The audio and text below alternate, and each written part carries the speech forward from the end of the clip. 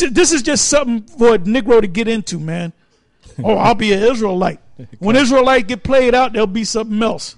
Just like the Black Panthers, you had a lot of jakes that was in the Black Panthers because it was something to get into, man. Just like you had a Negro. I remember back in the day, and I don't even see this no more. Name me one sport athlete that has an Arabic name. You don't hear that shit no more. But I remember back when Muhammad Ali said, I'm no longer Cassius Clay, I'm going to be Muhammad Ali. Then everybody in their motherfucking mother wanted to have a goddamn Arabic name, man. You don't do that shit no more. Lou Alcindor became Kareem Abdul-Jabbar. Yeah. What others? Damn near all the black boxers had Muslim names. All of them had Muslim names. They don't have that because that was a trend. That was a trend. Okay? That Muslim thing is played out. You ain't gonna see one Negro in the NBA or the NFL with a Muslim name. You might find one, and I bet you he was born with that name. His parents were probably Muslims and gave him that name. Well, I changed my name. My name was Joe Smith, but now I'm Muhammad Akbar. The hell out of here, man. Nigga, who you niggas fooling, man? The black conscious community ain't nothing but a trend until that shit get played out. Go ahead, Ak. Quick precept for you. Matthew 23:15. Because you said all them niggas are wicked. That's what you said, right?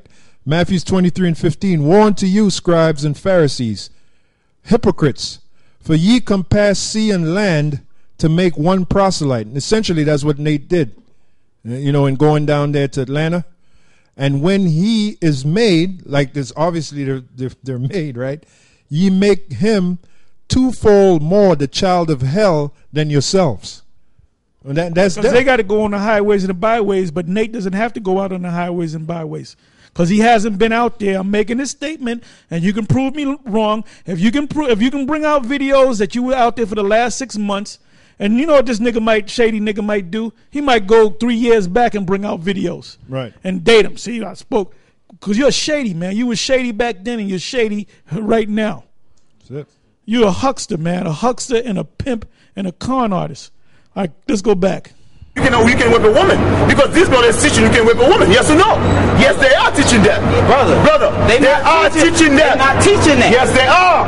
They're not teaching. If it happened, you would allow it to happen. Why? Because you go back to the scriptures. You're supposed to be a brother. They might change their teaching, but I got proof in videos. They're not teaching that. Teaching that.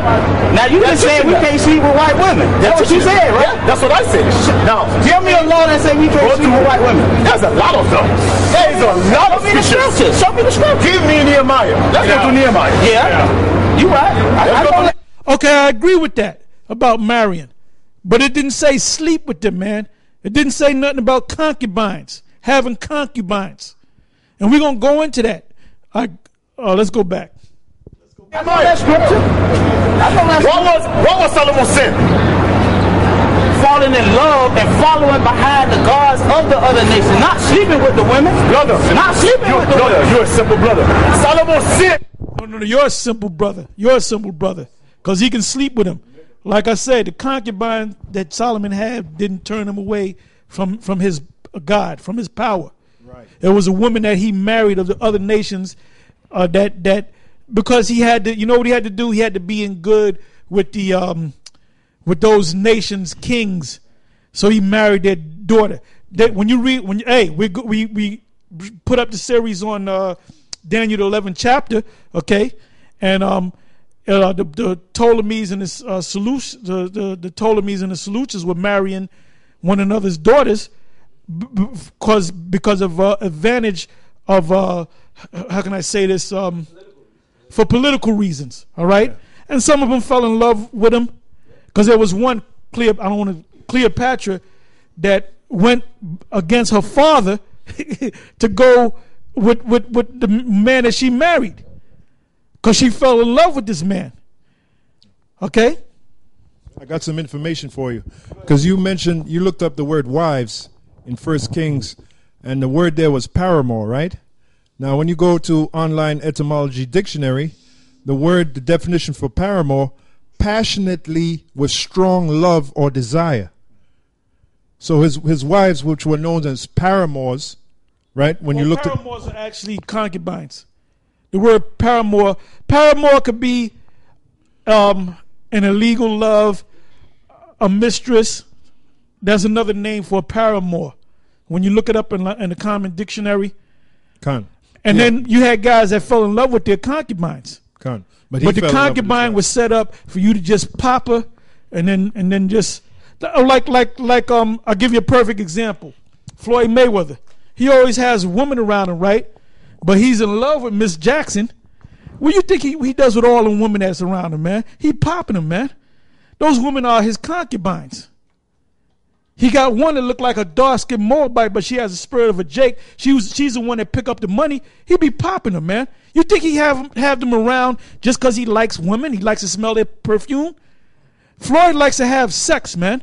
Floyd fancies himself as a king. The king of boxing. He got a T-shirt of him with a crown on his head, man. So a king likes to have a lot of women. But you have one woman that normally you have one woman or more than one woman that you in love with, that you put in a special place. You don't pop her. You make love to her. Okay? All right, and that Hebrew word for concubine, payalagash, when you go down to the Jacinius lexicon, it says a concubine. It says the etymology is obscure, but the origin may be sought with some appearance of truth in the idea of softness and pleasure. Hey, that's why you had harems. That's why you had a thing called harems. Women that you just popped. Hey, back when I was young and I was dealing with a lot of different women, there was certain women I just popped. And they would leave you. All you do, you don't love me. All you do is pop. And I remember a woman actually said that. She said, "You only deal with me just to get what's in between my legs." And I said, "Hey, what can I say? What can I say? All these pretty women, all in array. What can I Desiree?" And well, that was Tyson, man. See, but Tyson made a mistake.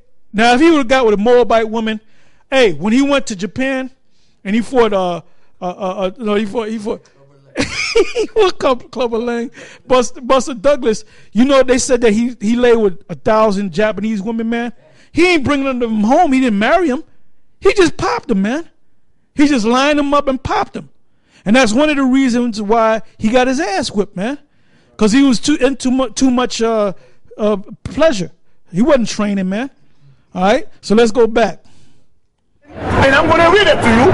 Solomon's sin was not because he has 1,000 women. No, Solomon's sin was because he married the other nations. That was his sin. Well, I agree with that.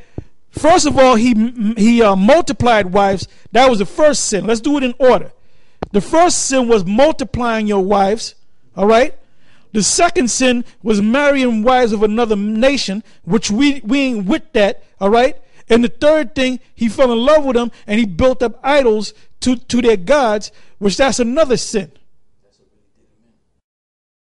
And that's what did him in. Remember, the Most High can bend his own laws. We just proved that to you. If you go to Judges, the 14th chapter, we read that earlier. What did Samson say? He sought out a girl that he had feeling for, and he told his parents, "Go and get me that girl so I can marry her." He actually married that woman. And what did it say? That the parents said that, "Why don't you get a woman of our brethren? You know, not this this woman of an uncircumcised nation."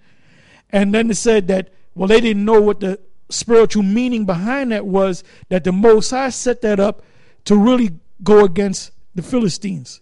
Okay?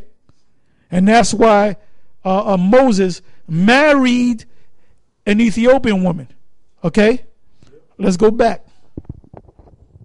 I'm going to prove it to you. Still right there. Give me Nehemiah. I'm going to prove it to you. Nehemiah. If these guys are saying what's right, I'm going to agree with them. They're absolutely right with the Nehemiah 13. They're absolutely correct on that, man. Good. Listen good. And I pray after that you repent. Listen good. Verse 25. You say that because you hoping that the guy walk down the street, man, because that heat is getting to your ass. He's asking you too many questions, man. Right. Tended with them and cursed them and smote certain of them. Who's speaking here? The prophet Nehemiah. Yeah. Read. And plucked off their hair and made them swear by God. Now Nehemiah made the children of Israel swear by God. The men read, saying, ye shall not take your